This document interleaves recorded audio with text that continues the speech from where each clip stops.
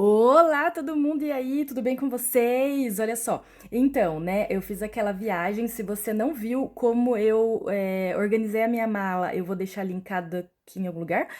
E hoje eu venho mostrar para vocês a viagem que eu fiz, obviamente.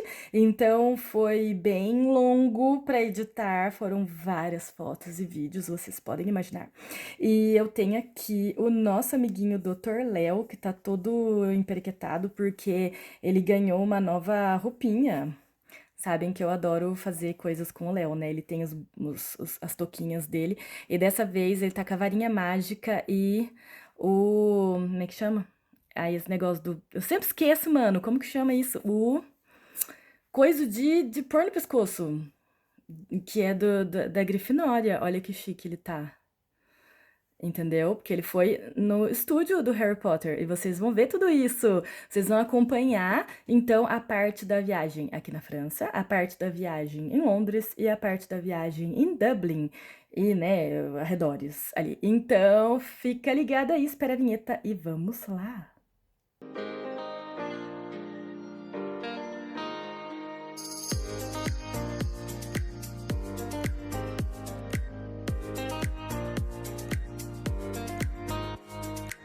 Bom, e essa viagem começa no Luxemburgo, porque vocês vão ver, a gente vai passar por vários países, porque eu já expliquei pra vocês que onde eu moro, né, é uma região de fronteira com vários países, vários Luxemburgo e Alemanha, mas enfim, então aqui eu buscando a minha família, né, os acompanhantes aí dessa viagem, no aeroporto do Luxemburgo. Moyen significa bom dia, olá, né, então um coelhinho, né? Porque estava perto da época da Páscoa, então vejam bem, essa é a entrada do aeroporto. Sabendo que, né, fica 45 minutos da minha cidade, é o aeroporto mais próximo. Aqui em Metz, nós fomos visitar este museu, o museu que chama Pompidou. É um museu de artes estranhas. E esse menino, vocês podem ver, a gente achava que era um menino de verdade, mas não, era um Pinóquio. E aí nós fizemos todos uma arte, né? Imitando ele. Tinha uma exposição sobre o Lacan. Aqui estamos todos sendo analisados. Vejam que estamos no reflexo ali na frente. Aqui, calma, ele não vai se jogar. Este também é um boneco de cera, como aquele menino estranho do começo da exposição. Então, assim, tem exposições muito loucas, muito estranhas. E aí saindo, né, indo um pouco pro centro da cidade, esta é a Gare du Metz, onde tem os trens, né, a estação de trem. E esta é a nossa belíssima catedral, que fez 800 anos agora em 2022, se não me engano. Então uma catedral bem antiga e ao lado dela temos o Grauli. Grauli é o dragão de Metz, a nossa lenda, né, a nossa lenda do dragão que atacava Metz. E que aí tivemos o São Clemente, que veio para matá-lo e salvar a cidade. Então esta é a lenda do Grauli. E aqui o templo protestante. Vocês viram, né? Tem a catedral católica e o templo protestante. Temos sempre aqui na França, né, as duas, né, os dois contrapontos aí do ponto de vista religioso. E aí vamos para Strasbourg. Girando pro lado, girando pro outro.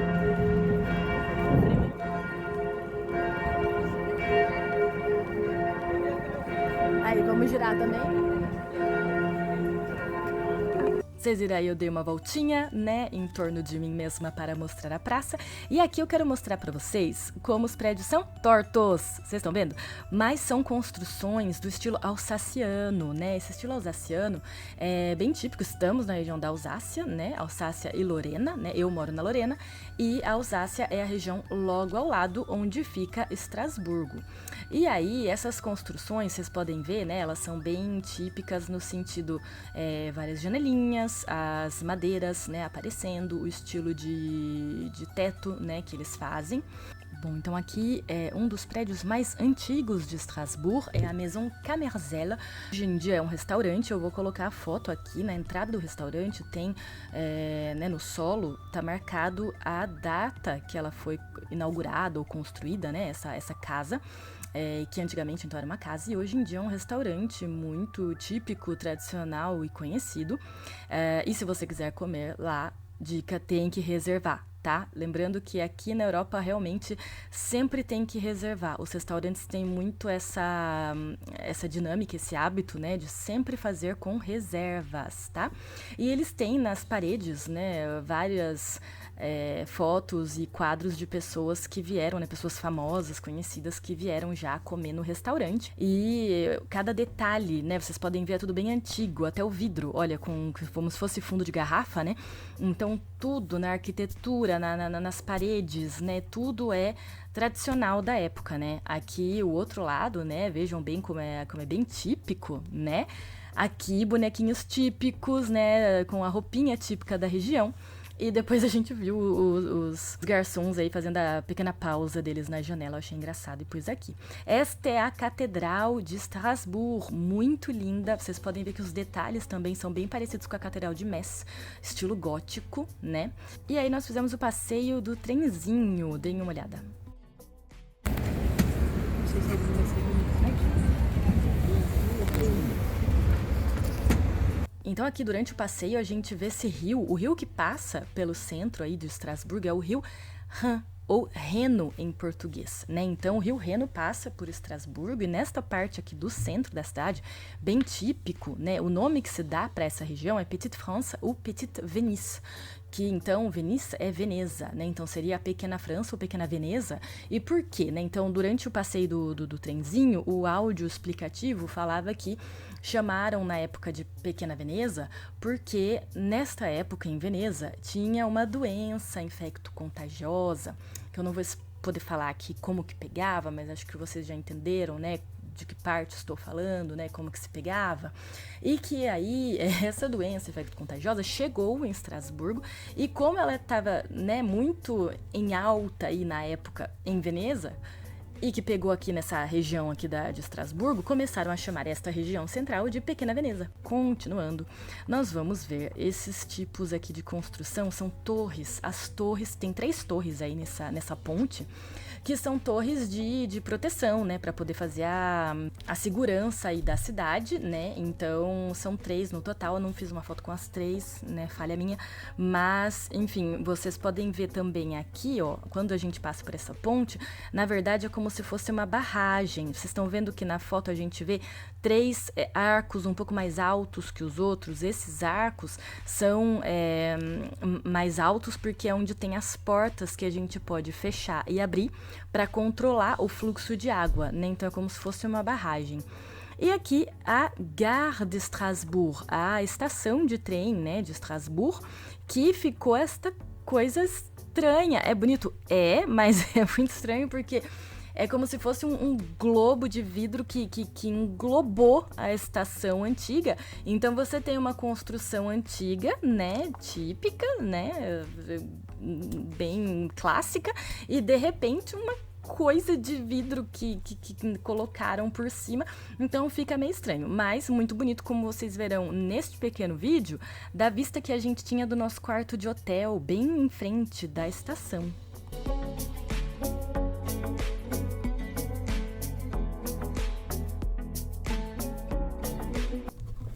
E vamos para mais um dia. Então, no dia seguinte, nós fomos para o parque aquático que chama Rulantica e está na cidade de Rust, na Alemanha. Na Alemanha, eles têm bastante parque aquático, porque como aqui não tem aquele clima maravilhoso, então o pessoal vai muito nesses parques que são fechados e aquecidos. Mas vocês vão ver que esse parque é um pouco especial. Vejam aí, já tem umas decorações diferentes, eles fizeram um pouco no tema nórdico. E é um parque que faz parte de um outro, que é um parque de atrações já mais antigo, vou colocar aqui a data de quando ele foi aberto, faz várias décadas já, que chama Europa Park, que é um parque muito bom, muito legal, mas que estava fechado para manutenção neste período. Então só pudemos conhecer o parque aquático, vejam aí como ele é. Ó, vou filmar.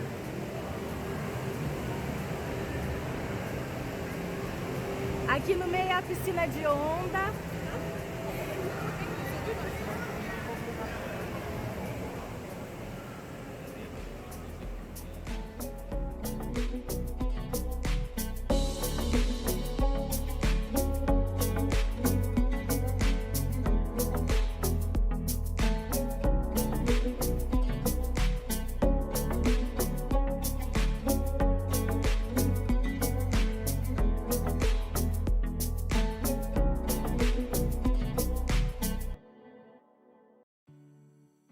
aqui tem uma das atrações que eu gosto mais. Essa tem uma boia e é como se você passasse no meio do pescoço, do intestino do dragão. E aí você sai aí nessa parte, tá vendo que a boia vai até lá em cima, né? Então essa é a mais legal, eu adoro essa atração. E tem várias outras muito legais, com boia, sem boia, tem vários tipos de tobogã. E tem também uma piscina com ondas artificiais. Então, assim, é um parque muito legal. Tem o bar dentro da piscina, então tem uma piscina exterior, né, com esse bar no meio da piscina. Então tá aí, né, a gente aproveitando, né, a piscina é aquecida, então assim, é muito legal. Então foi um dia mais assim, né, mais tranquilo nesse parque para aproveitar bastante. Tem a lojinha, óbvio, né? E assim, eles têm o mascote, eles têm várias coisas aí típicas do tema, né, do parque. Saindo do parque, nós vamos então para o Monte Santa Odila. E esse monte, então é bem, né, você tem que subir mesmo o monte, e lá no pico existe, né, a estrutura, né, então é a estrutura original da época, eu vou colocar o ano aqui para não falar besteira para vocês. Então esse era o domínio da família da Santa Odila, que nasceu numa família já mais abastada, né, mais nobre, só que quando ela nasceu ela era cega. E o pai meio que recusou ela, né? Não quis assumir a filha e rejeitou, né? Não quis que ela ficasse com a família. E a mãe, que quis proteger, né? Acabou deixando ela com uma das servas.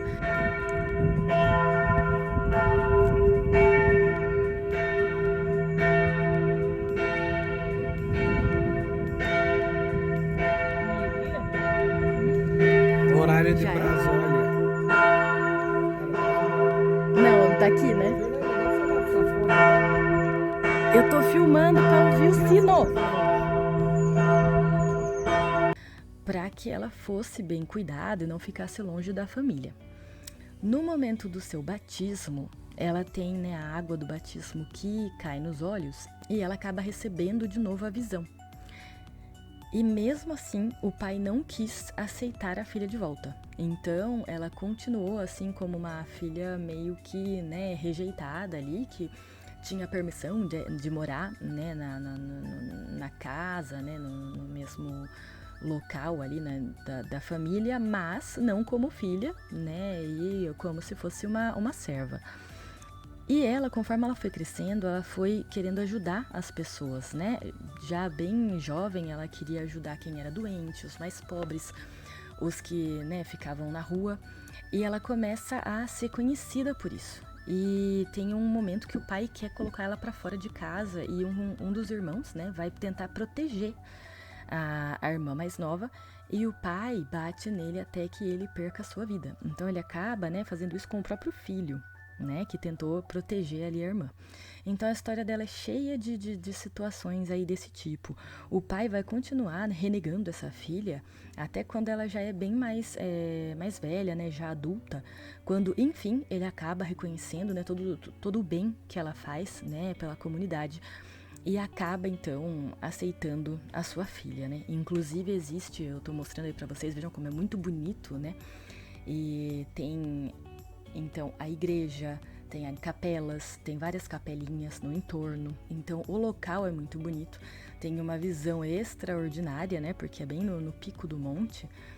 E uma das capelinhas é a Capela das Lágrimas, onde ela ia chorar quando o pai dela morreu. Ela teve uma visão onde ela via que ele sofria do lado de lá, né? Ele estava sofrendo por todas as coisas que ele tinha feito os outros sofrerem na vida dele. Então, ela começa a chorar e rezar por ele, pedindo a Deus que, né, fizesse, né, que salvasse a alma dele. Então, existe essa capelinha, existe essa história, né? Então a história dela é muito bonita, a gente não conhecia, eu e minha família a gente não conhecia, né, a história de Santa Odila, e tudo isso é explicado, né? Tem um totem, né, os totens aí para explicar a história dela, então muito bonito. Continuando neste mesmo dia, vocês podem ver a tempestade que estava se formando. Nós continuamos na mesma estrada, né? A gente vai chegar no castelo de Königsburg. Eu vou deixar anotado aqui para vocês verem que meu alemão não é muito bom. Esse castelo eu vou deixar anotado aqui para não falar besteira, tá? A idade dele, quando ele foi feito pela primeira vez. E vou deixar aqui uma fotinho onde tem toda essa parte aí da construção, de quando foi a primeira reforma, a segunda reforma, a terceira reforma, enfim, tudo isso já na entrada dele, eles deixam bem anotado, né, pra gente começar a entender quais são as estruturas mais antigas desse castelo e o que foi se formando, né, em volta dessas estruturas mais antigas. O castelo é muito legal de conhecer porque é um dos castelos mais conservados, né, dessa região e que realmente é do período medieval. E aí vocês podem ver, já na parte exterior, eu gosto muito de explicar isso aqui. Olha, dá uma olhada nessa foto. Vocês estão vendo essa partezinha, vou dar um destaque, que parece estar saindo aí do muro, né, feita de madeira, ou seja, não é nem da época da construção original, né? Então, para explicar, nessas primeiras, né, estruturas aí que datam do começo da Idade Média ou do meio da Idade Média, normalmente não existia banheiro nos castelos, tá? Então, o que o pessoal fazia? Usava pinico, né? E fazia o quê?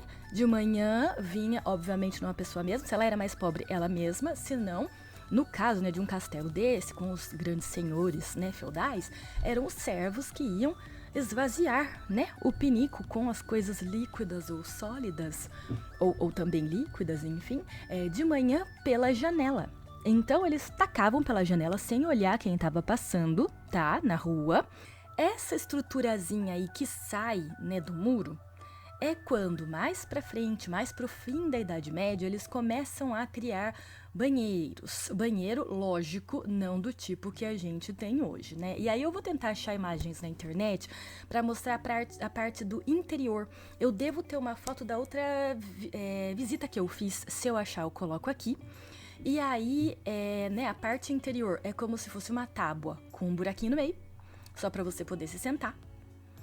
E embaixo é um buraco. Então, essa parte aí que vocês estão vendo, da parte de fora, né, que sai do muro, na verdade, é onde tem essa tabuinha, a pessoa vai sentar, fazer as necessidades dela, e o que ela faz cai pelo buraco, né, aí de baixo, e cai, né, rente ao muro.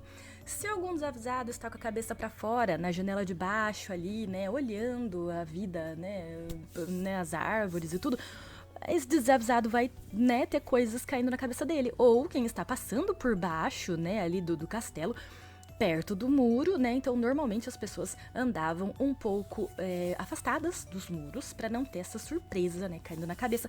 Não é a mesma coisa que uma pomba, né, ou um outro passarinho. Enfim, é uma pequena anedota que eu adoro contar sobre esse castelo. E aí, continuando, né, a visita. Existe essa parte central muito, muito legal de ver. Eu vou pegar fotos da minha outra visita. Essa vez, eu não tirei tanta foto, porque a primeira vez que eu fui, eu tinha feito muita foto. Então, eu vou pegar fotos aí da primeira visita que eu fiz e dessa para poder, né, completar. E tem essa parte central aí do castelo, que era a parte onde tudo vivia, né? O castelo vivia nesta região aí, que era onde tinha a cozinha. E ao lado da cozinha, o que tem?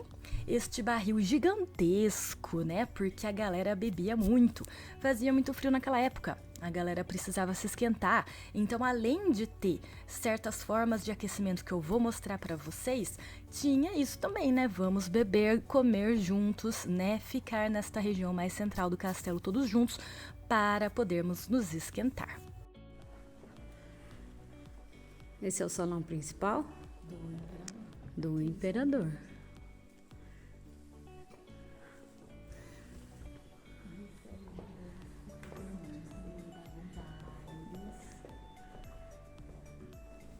Aqui tinham bailes?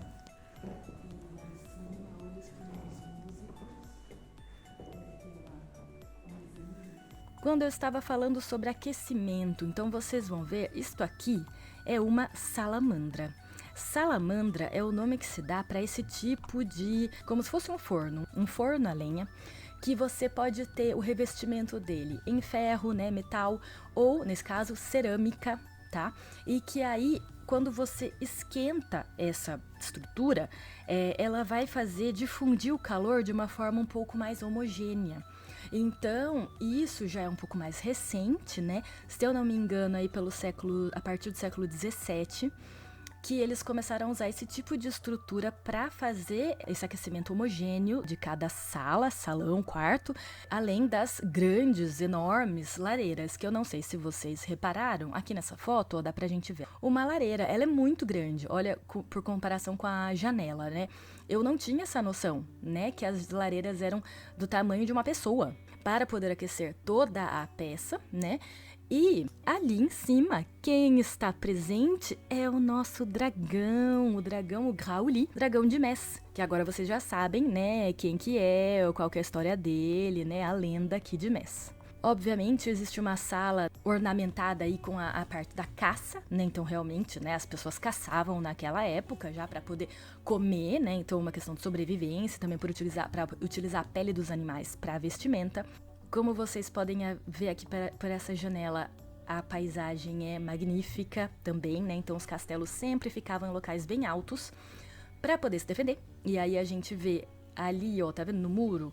Esse muro é onde os soldados faziam a ronda, né? Então os muros do castelo fazem toda a volta, né, do castelo, tá todo o entorno dele.